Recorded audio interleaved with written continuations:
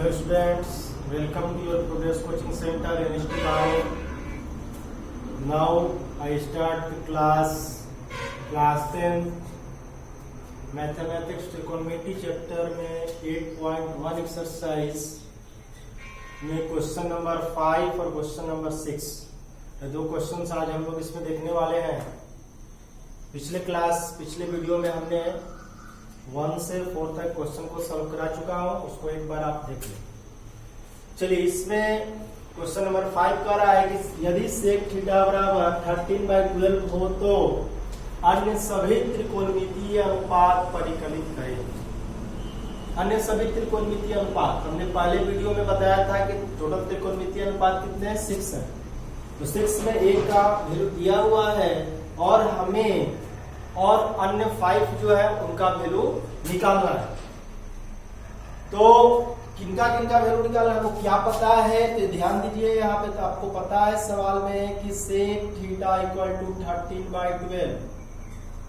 अब आपको पता होना चाहिए सेक थीटा बराबर होता क्या है। तो सेक होता है आधार का कॉस का अपोजिट। कॉस का अपोजिट कॉस का होता है आधार बाई कर्ण। तो सेक का क्या होगा, कर्ण बाई आधार। आपको कर्ण पता है और आधार पता है, आपको निकालना क्या है, लंब निकालना है। तो पहले हम इसमें क्या कर लेंगे, लंब निकाल लेंगे। तो लंब बराबर जो है क्या होता था, अंडर रूट कर्ण स्क्वायर माइनस आधार स्क्वायर। ये पाइथागोरस यही था। उसके बाद लंब बराबर आपका आ जाएगा, इसमें कर्ण पता है आधार पता है। तो कर्ण का वैल्यू है 13 का स्क्वायर माइनस 12 का स्क्वायर। 13 का स्क्वायर करिएगा तो आ जाएगा 169 माइनस 144। इसको सब्ट्रैक्ट करिएगा तो आ जाएगा 25 और इतना का जो स्क्वायर रूट होगा 5 आ जाएगा। ओके, यानी हमको लंब कितना आ गया, 5 आ गया। अब आपको तीनों पता हो गया, कर्ण पता हो गया, आधार पता हो गया, लंब पता हो गया। यदि इसमें आप फिगर बनाना चाहते हैं तो बना सकते हैं, अदरवाइज बिना फिगर से भी चलेगा। कर्ण आधार पता है, लंब निकाल सकते हैं। यदि इसके लिए फिगर बनाना होगा तो आप फिगर इस तरह से बना सकते हैं। इसमें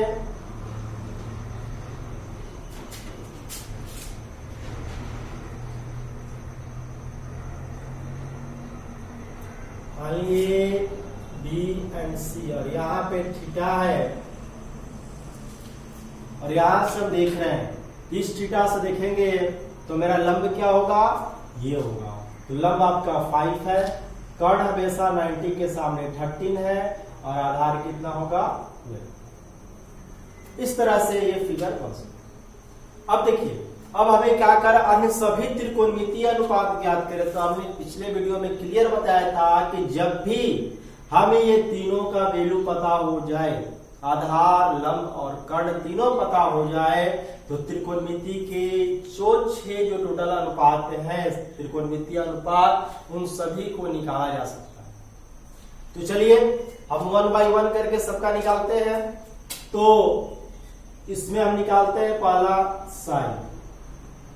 तो साइन थीटा बराबर होता क्या है, तो सब हमने जो पिछले वीडियो में लाल बटा जो कक्का जो बताया था, लाल बटा के ए, इसको बेहतरी तरीके से इसको ध्यान दें।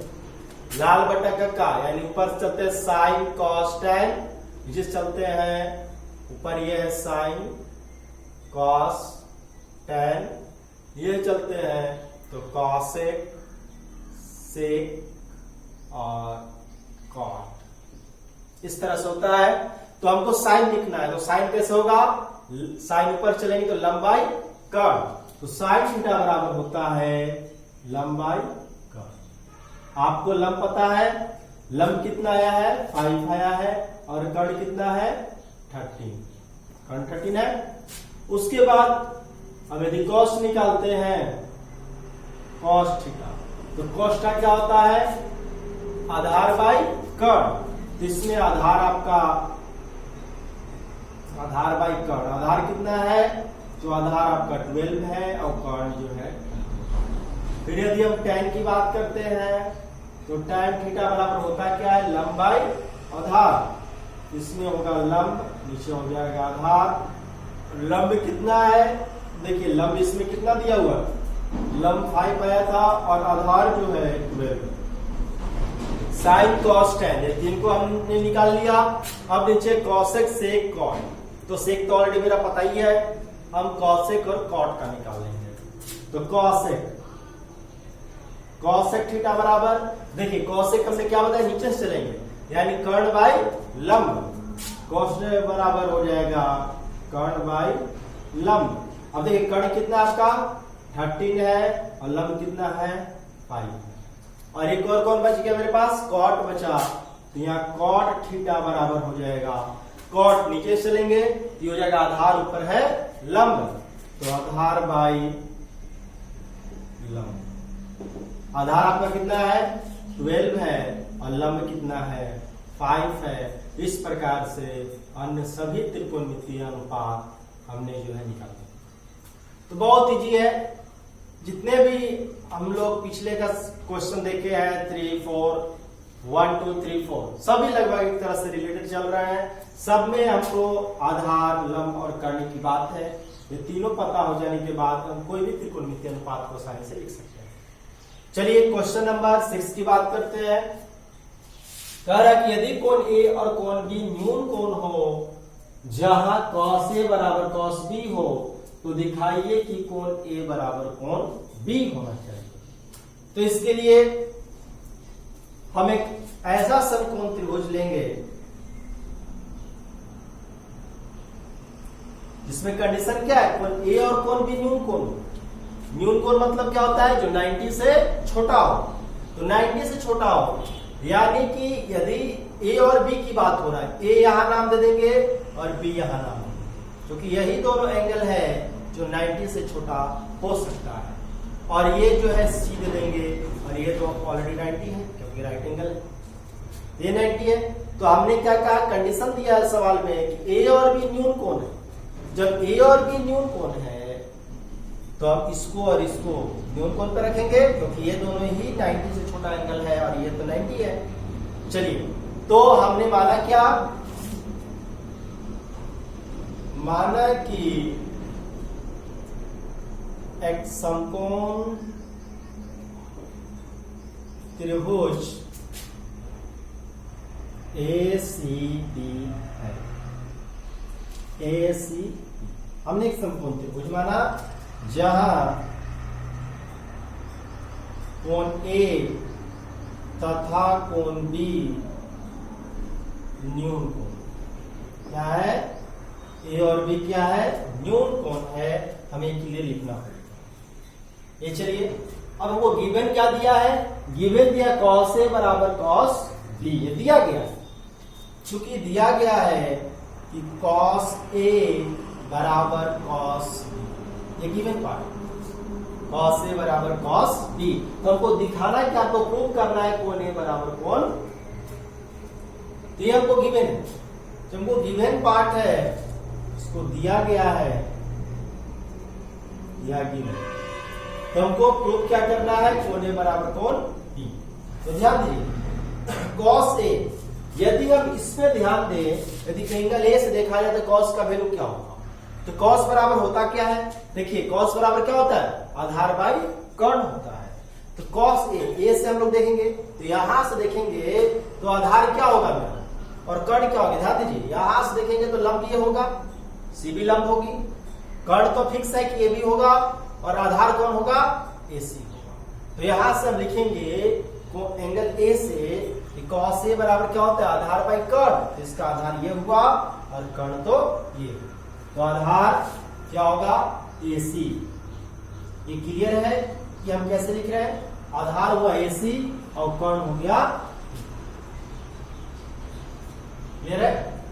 चलिए, उसके बाद cos B, इधर से देखते हैं, B एंगल से देखिएगा, एंगल B से cos का वैल्यू तो क्या होता है, cos का, cos तो सेम है कि आधार बाई कर्ण होगा।